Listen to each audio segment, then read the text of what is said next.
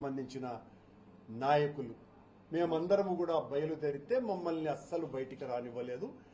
బయటికి రానివ్వకపోగా మమ్మల్ని అందరినీ కూడా పోలీసు వాళ్ళు పెద్ద ఎత్తున తోసివేయటం జరిగింది. దీని మీద మేము నిరసనగా రోడ్డులో బైఠాయించటం జరిగింది.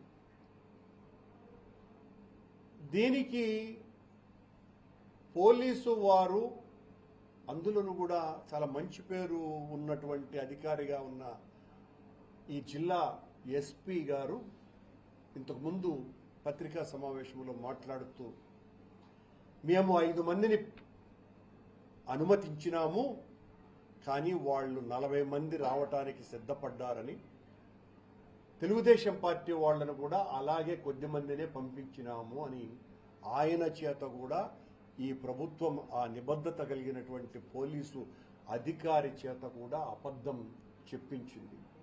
ఉదయం నుంచి నేను, మా గురుమూర్తి గారు, మా నారాయణ స్వామి గారు, అలాగే మా ఎమ్మెల్సీ గారు, రోజా గారు ఈ 5 మందికి పర్మిషన్ ఇవ్వండి అని ఉదయం 8 గంటల నుంచి మేము పోలీసు వారిని విన్నవించుకుంటూనే ఉన్నాం.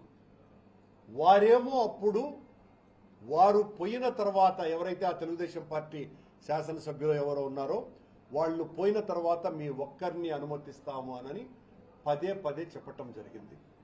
ఇవన్నీ కూడా ఆన్ రికార్డ్ కొన్ని వందల మంది పోలీసు వాళ్ళ సమక్షంలో కూడా జరిగినటువంటి విషయం. మమ్మల్నేమో పంపించకుండా నిర్బంధించి,